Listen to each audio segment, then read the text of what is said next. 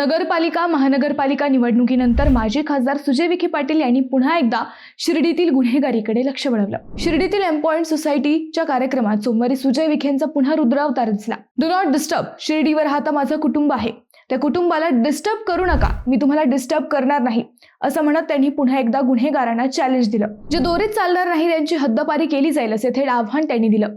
विखेंच्या याच वक्तव्याची सध्या चांगलीच चर्चा होतीये। नेमकं काय म्हणाले सुजय विखे हेच आपण या व्हिडिओतून पाहणार आहोत। नमस्कार, मी अद्वैता आणि आपण पाहत आहात अहिल्यानगर लाईव्ह 24, नगरी राजकारणाचं परफेक्ट अनालिसिस। शिर्डीतील एम पॉइंट सोसायटीच्या एका कार्यक्रमानिमित्त 26 जानेवारीला माजी खासदार डॉक्टर सुजय विखे पाटील शिर्डीत होते।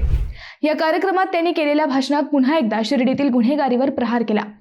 2 दिवसांपूर्वी जेलमधून सुटलेल्या गुन्हेगाराची मिरवणूक काढण्याच्या मुद्द्यालाही त्यांनी पुन्हा एकदा हात घातला। सुजय विखे नेमकं काय म्हणाले ते आपण एकदा पाहू। चाकू मारताना उद्या हा विचार करणार नाही की हा भाजपचा गोंदकर आहे का सेनेचा गोंदकर आहे।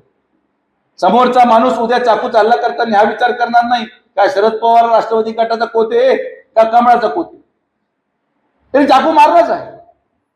या गुन्हेगारांविरोधात एकमूठ सर्व पक्षीय लोकांनी करावी।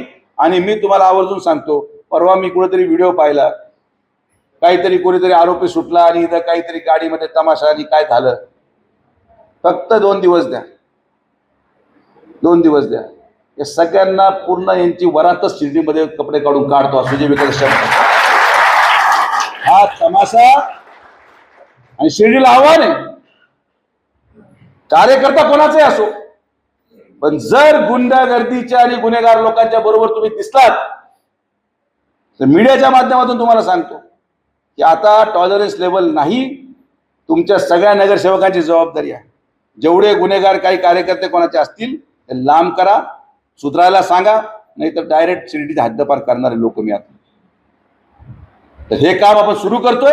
हा तमाशा शिर्डीमध्ये स्वीकारला जाणार नाही, कोणी असो। मतदानासाठी लाचारी पत्करणं आम्ही सोडलंय। शिर्डी सुरक्षित राहील, आमच्या महिला सुरक्षित राहतील, मुली सुरक्षित राहतील। जो शब्द विधानसभेला दिलाय, जो शब्द नगरपंचायतीला दिलाय, तो शब्द शेवटच्या श्वासापर्यंत मी जोपर्यंत आहे तोपर्यंत पूर्ण करणार। शिर्डीतील कर्मचाऱ्यांवर हल्ला होण्याच्या प्रकाराला आता वर्ष उलटले, परंतु त्यानंतर आपण अशी एकही घटना शिर्डीत होऊ दिली नाही। आपण शिर्डीतील माता भगिनींना जो शब्द दिला तो पाळला। शिर्डीतील पोलीस प्रशासनाचे त्यासाठी आभार मानावे लागतील। प्रश्न अनेक आहेत, पण ते आपण सोडवू। आपण शब्द पाळतो म्हणूनच शिर्डीवर हातात अभूतपूर्व यश मिळालं। ब्लॅकमेलिंगचं राजकारण झालं, पण ते जनतेनं उधळलं। शिर्डीतील गुन्हेगारी व अवैध व्यवसाय आपण साफ करणार आहोत। शिर्डीसाठी आपण काही नवे नियम आणणार आहोत, त्यात राजकारण नाही। शिर्डीला सुरक्षित ठेवण्यासाठी ते घ्यावे लागणार आहेत। आपल्यावर अजून अनेक आरोप होणार आहेत, परंतु आपण चांगल्या कामासाठी हे आरोपही स्वीकारू। आता आपल्याला शिर्डीकरांनी पुन्हा बहुमत दिलंय। राजकीय दुकानदारी समाजासाठी घातक होती, ती जनतेनं उधळून लावली। पदासाठी स्पर्धा करू नका। मला खासदारकीला पराभूत केलं, परंतु मी थांबलो नाही। ज्या लोकांनी मला खासदारकीला नाकारलं त्याच लोकांनी मला अहिल्यानगर महानगरपालिका निवडणुकीत स्वीकारलं। तेथे 68 पैकी 52 शीट मी निवडून आणली। जेव्हा एवढं मॅन्डेट मिळतं ते स्वच्छता करण्यासाठी असतं। लोकांनी आपल्यावर जो विश्वास ठेवलाय तो आपण पूर्ण करणार। शिर्डीतील 3 अपक्षांनीही आपल्याला पाठबळ दिलं।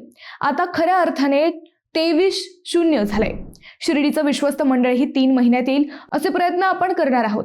जिल्हा परिषद व पंचायत समिती निवडणुका झाल्यानंतर विश्वस्त मंडळ द्यावं अशी विनंती आपण मुख्यमंत्र्यांना करणार आहोत। मी सरळ मार्गाने चालणारा माणूस आहे, मला बोट लावू नका। शिर्डीवर हाता हा माझा परिवार आहे, त्या परिवाराला त्रास देऊ नका। आम्हाला निवडून दिलंय तर आम्हाला काम करू द्या। शिर्डीतील गुन्हेगारांविरोधात सगळ्यांनी एकजूट व्हा। फक्त 2 दिवस द्या, 2 दिवसात येथील गुन्हेगारी समूळ नष्ट करू। जेवढे गुन्हेगार कार्यकर्ते असतील तेवढे सगळे हद्दपार केले जातील असा विश्वासही त्यांनी शिर्डीकरांना दिला। मित्रांनो, तुम्हाला हा विषय कसा वाटला हे आम्हाला कमेंट करून नक्की कळवा। शिवाय व्हिडिओ आवडला असेल तर चॅनलला सबस्क्राईब करून व्हिडिओला लाईक करायला विसरू नका। पुन्हा भेटू नव्या विषयावर, तोपर्यंत धन्यवाद।